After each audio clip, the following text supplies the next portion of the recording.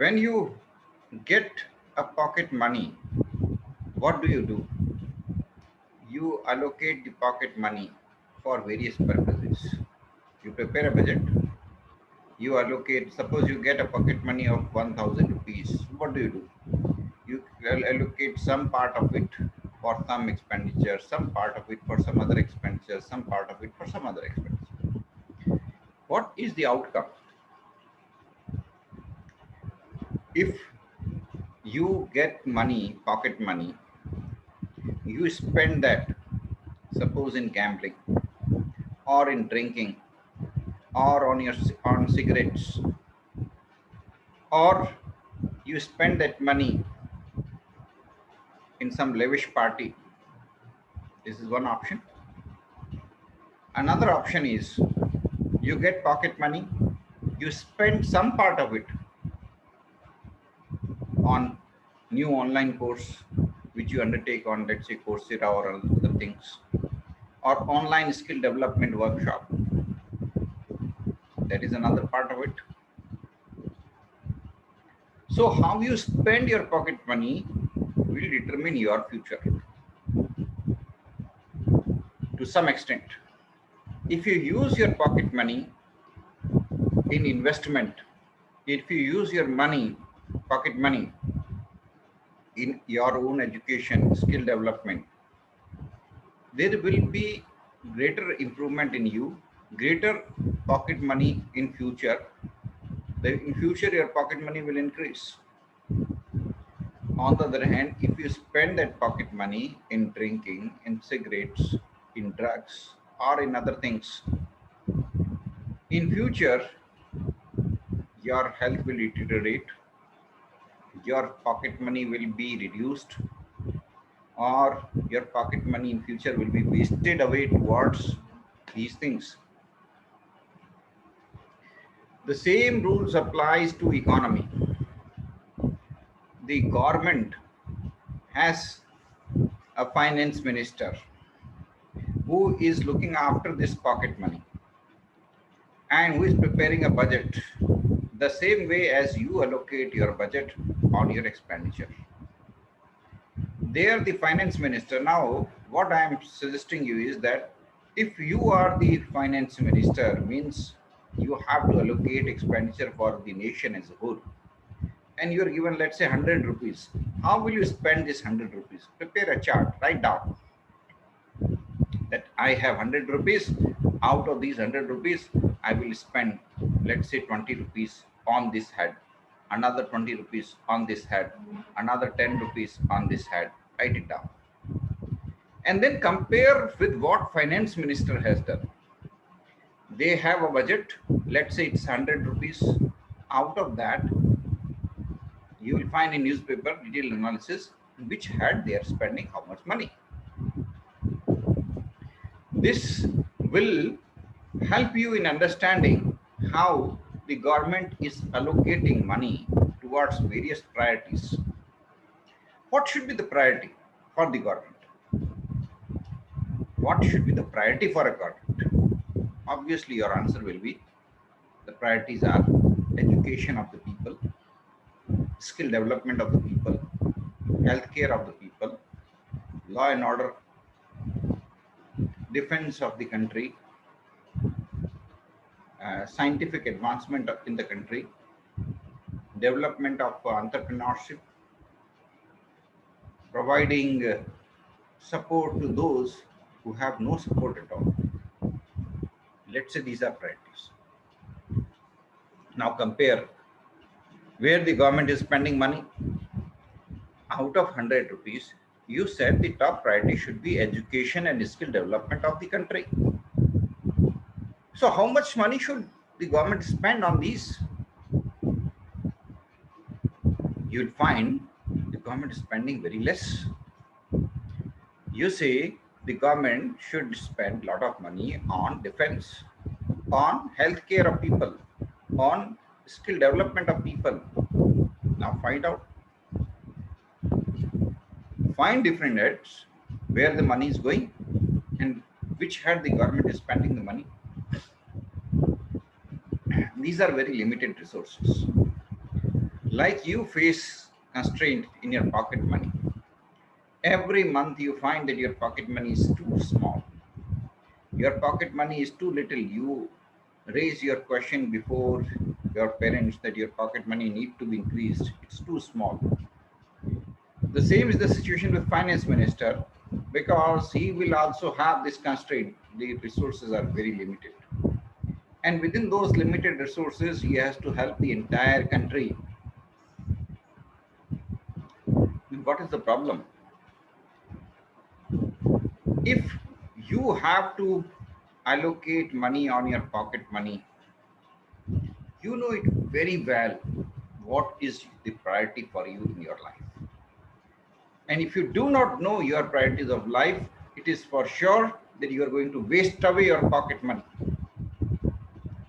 So is the case with finance minister. The finance minister should have very clear, your vision is for next 2 4 years, 10 years, but the finance minister has to have a very clear vision for next 50 years. The plans have to be very clear, how the country has to move forward, what has to be done. Because in some sectors, you will get results after a very long period of time. A research, education sector, for example. You will invest into education sector today, rewards will come after 15 years or 20 years when this generation will come as working professional, and they will be better manpower. They will be able to earn better. They will be able to lead happier life. They'll be able to behave as more responsible citizen. Today, all the problems that we find around are because of poor budgeting in the past. You name the problem and I'll tell you this is the due to that. Biggest problem today we are facing is the crisis of corona. Hospitals are in dilapidated condition, very pathetic condition. Why is it so? Because in the past you did not allocate, the finance minister did not allocate enough budget for healthcare, and that's why the hospitals are in very poor condition. They don't have adequate equipments, they don't have proper cleanliness, they don't have good doctors, enough staff, enough doctors, enough nurses, because many vacancies posts are vacant and the government did not fill those vacancies just because the government did not allocate enough budget. The budgets were allocated for unnecessary things. It's what it is. The government has appointed large number of inspectors. But what are the most important sectors? The government did not appoint enough number of people. The government did not appoint enough number of doctors. The government did not appoint enough number of nurses. The government has appointed large number of inspectors. But what is their contribution?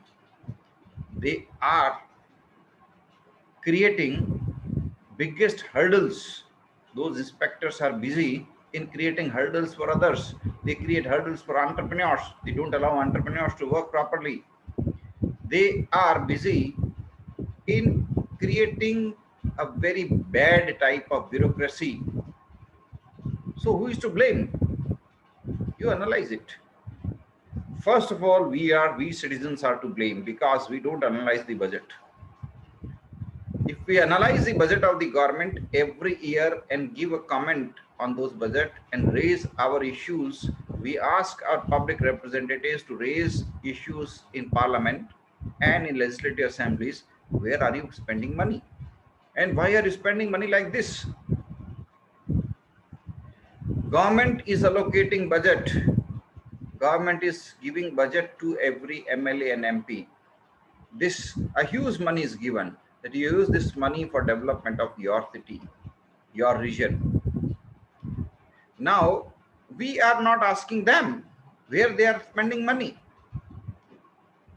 If they get money, where they are spending, at the end of the year, what they are doing, they are spending that money in constructing walls of some Shamshan Grave or Kabristan.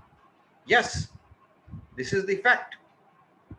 They are not spending money on healthcare. They are not spending money on improvement of fundamental infrastructure. That's why the problem of present is there. If there is any problem today, it is not because the political leaders are not spending, political leaders are careless towards health, but it is because we citizens are careless. We are not analyzing the budget. We are not asking the government to give us details where the money is being spent by the MPs and MLAs, and we are not asking them. We are not concerned. An MLA spends his entire fund on his relatives for 5 years.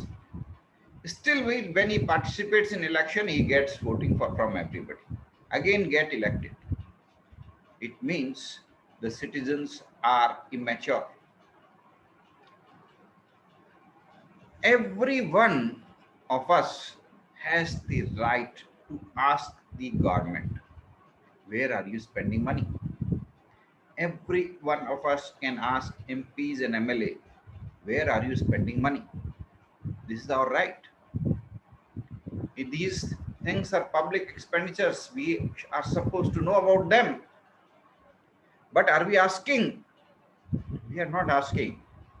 Then what is happening? That's why neither government nor our public representatives are very serious about where the money is being spent. They claim in their election manifesto that education will be their top priority, but it is not so. They claim in their election manifesto that sustainable development is their top priority, but it is not so. When they become powerful, they want to acquire more power, and therefore they allocate budget towards such sectors so that they can acquire more power. When elections are coming, they ignore all national priorities.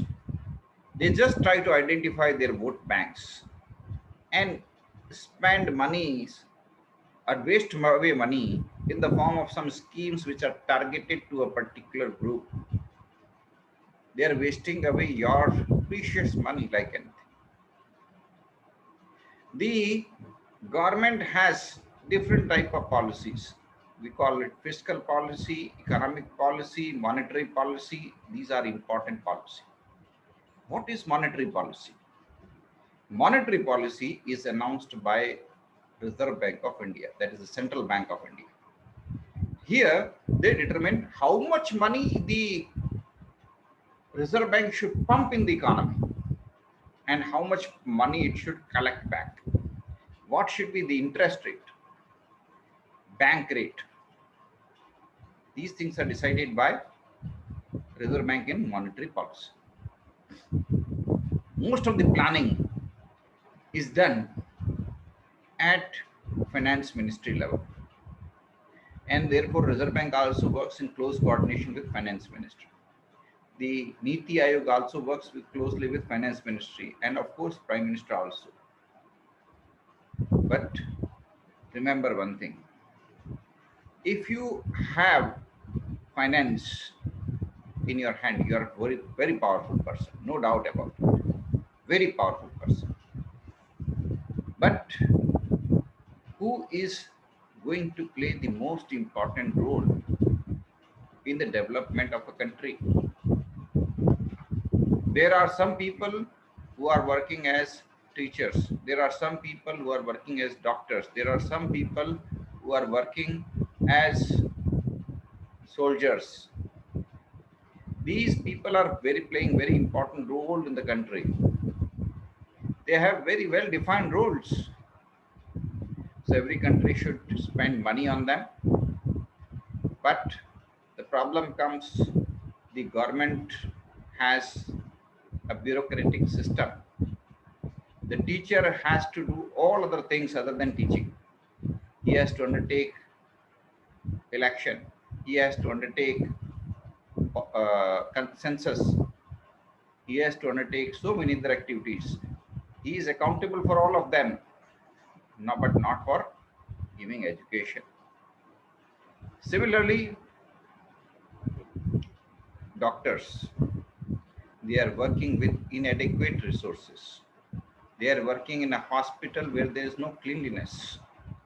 It is not in their hand to appoint the agent to clean the hospitals. It is not in their hand. They do not have the freedom to ensure that their hospitals are clean, neat and clean. Then how will it come? It doesn't work. We have discussed that there is a United Nation, which is a combination of all governments together.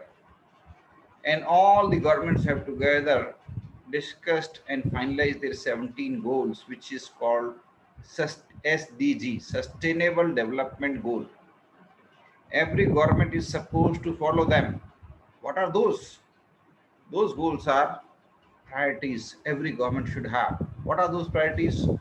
Priorities are that we should not have anybody hungry. There should be good healthcare facility for everybody.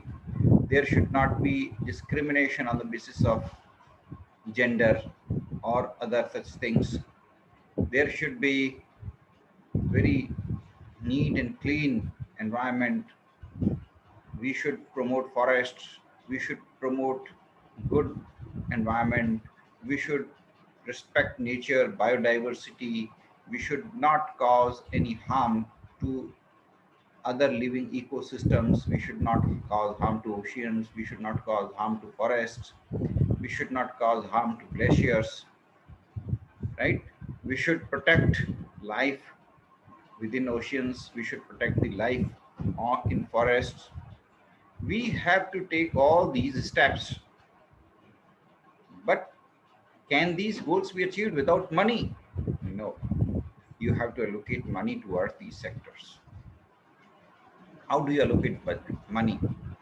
The money is allocated in the form of national plans, budgets, in the form of special allocations, special budgets. Every year, the finance minister brings the budget, union budget. Every state government also brings their own state government budget. All of you, I request you, all of you should read the entire budget. Before budget comes economic survey. So all of you should download economic survey and also download budget. Before the budget, what should finance minister do? Obviously, you can tell me very carefully that finance minister should take suggestion from everybody and prepare the budget keeping in mind the priorities of the government, priorities of the nation, priorities of the society. Who are the common people of India? 70% of them are not comfortable in English. Not 70, even 80, 90%. They cannot write to finance minister. They cannot give their suggestion to the finance minister because they are not comfortable in English. Even after independence, after 7 decades of independence, even today, English is the official language. Somebody has to know English to write a letter to the finance minister. Somebody has to know English in order to properly document a letter to the planners. It doesn't work.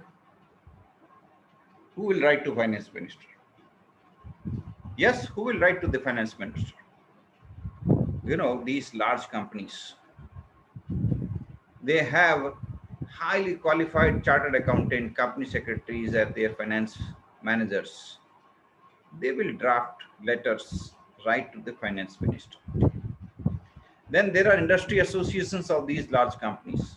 You might have heard the names of PSD Chamber of Commerce and Industry, right? These kinds of associations, they will write to the finance minister. Then there are large organized associations of different forums, different sectors. They will write. What they will write? Suppose yours is an association of car manufacturers. Then what you will do? You'll prepare a letter, write that letter to the finance minister. That minister, our car industry is facing problem due to corona crisis. Please reduce GST rate. Please give these incentives. What will happen? Finance Minister will consider your suggestion, will implement those suggestions. Your car industry association has benefited. Budget has been allocated. But who is going to write for the poor, for the ordinary people, for the forests, for the oceans, for the glaciers, for the ecology, for the poor illiterate ladies? Nobody. So what is the outcome? The outcome is every year we say that we are following inclusive growth. Inclusive growth means in our planning, we keep in mind the poor people, we give them top priority. But are we giving? Every year we claim, yes, we are working towards sustainable development goals. We are moving towards that. But who is raising the voice of forests? Who is raising the voice of oceans? What is happening? You know, tons of waste is thrown away every year into oceans. Oceans are dumping grounds. Yes, big cities, they have big sewage pipes which are pumping away the entire waste into the nearby rivers or oceans. The oceans are a place where a lot of living beings are there. Fish, aquatic animals. If they will die, the ecosystem of oceans will be completely destroyed, and with that the entire mankind will be destroyed. But we are destroying it. There is no budget for cleaning the dirty water, neither with the government nor with the private companies, because the government does not have budget for oceans. Who is going to come and request the government, please allocate budget for this purpose? No. People, democracy is one such thing which is ruled by people. So those who are in power or those who command large numbers, they get budget allocated towards them. Yes, a group which is representing a particular caste or a particular religion or a particular lobby will give an application to finance minister that, look, these are our demands. The finance minister will ignore all other priorities and will allocate budget for them. This is happening. Yes, it is happening.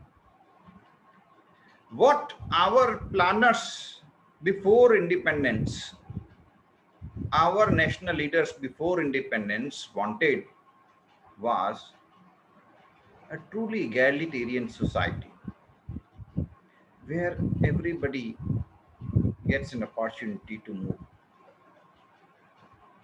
You want it, I want it, everybody wants it. But what is happening? Try to analyze it. The problem of societies are clearly reflected in the budgeting of that country. If the country is having a budget which has been prepared to please a particular caste, particular group, particular religion, particular sector, and which ignores the national priorities, you can yourself analyze what will happen. Planning, economic planning will decide the future of the country. And how are you making the plan? That will determine the future of this country. The economics sociology, psychology of a country are closely related. Economics will influence the sociology. Sociology will influence the psychology of the people. If you will reward people just because they belong to a particular caste or because they belong to a particular religion, what will happen? Will those people ever consider merit to be more important or their affiliation to that particular religion or caste to be more important? Think yourself. This is simple sociology. So they will consider the affiliation important. Yes, sociology is related to economics and economics is related to psychology, and these are all related to international relations. We have to look all of them in connection to each other. The society is changing because we are changing it. The society will continue to change. We have to be prepared for the changes, but we also should allocate funds for positive improvement in the society, for transformation of society in positive direction. If the government will allocate budget for establishment of science park in every city, science experiment centers in every city or every village, what will be the impact? And on the other hand, if the government allocates budget on establishment of a particular uh, community based institution, what will happen? Students of that community will only attend in a community based school. What will happen? If there is a community based school where only students from a particular community will come, will it create the spirit of true nationhood? Because if you want to create the spirit of true nationhood, you have to create the true national characteristic where people from different backgrounds forget their background, come together, join as a nation, and give nation the top priority. This is the simple law. You see, you might have seen a film in which Shah Rukh Khan was asking every player, give your introduction. One player says, I am from Haryana. Another player says, I am from Chhattisgarh. And Shah Rukh Khan gets annoyed. Why don't you say that you are from India? Because you're going to represent India. That is the point I want to drive. When you allocate budget, you don't have to allocate budget for such activities which are targeted towards a small community, small religious organization, small community based organization. These kinds of priorities will weaken the national solidarity. When you establish, when constitution, we should all understand constitution, their spirit, the fundamental belief of the constitution, that is the most important. The constitution expects that government should not promote any institution where only one religion is taught. Where people belonging to only one religion are coming, obviously. But what is happening? What is happening? If the government is allocating huge funds for only a community-based organization, a religion-based organization, are we following the constitution or going in opposite direction? Where you see, wherever you go, you have choices. Your education system should develop you so much that you understand what decision to make. Somebody will ask you, how will you present yourself? And you present yourself, yes, I am citizen of India. that reflects your education. That reflects that you are from a very good educational institution. Or on the other hand, if you give your identity as I belong to that particular religion, you represent yourself more to your particular religion or to a narrow group or community. Well, you have to, there's nothing wrong in that, but priorities have to be fixed. You have to give higher priority to the nation, lower priority to these things. But that will happen only if budgets are allocated accordingly. Today, budgets are allocated for small community. You get money if you belong to a particular community. You get money if you belong to a particular religious group. What will happen? Will you develop national priority? National priorities are not developing.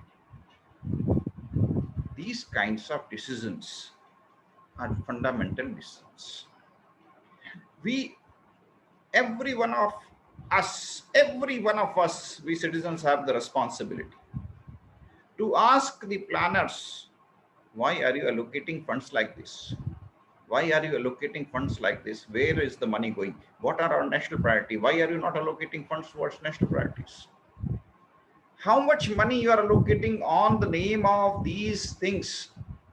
Every second day you come up with another scheme. Thousands of schemes are there. All the government schemes are directed towards either a particular caste or a particular religion. When you want to develop a great country, why don't you bring these schemes which are available for everybody based on merit? Why do you bring the caste factor, the religious factor into the scheme and make it the biggest hurdle? We are not creating nation. We are not working on the priorities of our constitution. There has to be,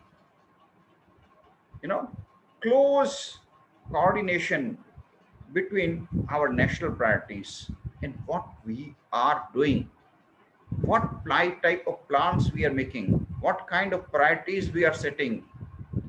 If the government says to provide justice is the priority of the government, then the question comes, why the government is not fulfilling these priorities? Why the government is not allocating budget towards appointment of judges? So many seats are vacant, crores of cases are pending. When the government says the government's priority is to promote entrepreneurship, small businesses, then why government has created such kind of bureaucracy? Why not implement e-governance fully? Why not you curtail these number of inspectors which are only creating hurdles for entrepreneurs? If the government is saying that the priority is to promote education, then why don't you open good schools in villages which are lacking in good quality schools? Why don't you promote high quality education? Why do you have political interference in appointment of vice chancellors and top posts? Why not there be fair appointment? Why not the government should withdraw itself from appointment of vice chancellors and other positions? These are fundamental questions.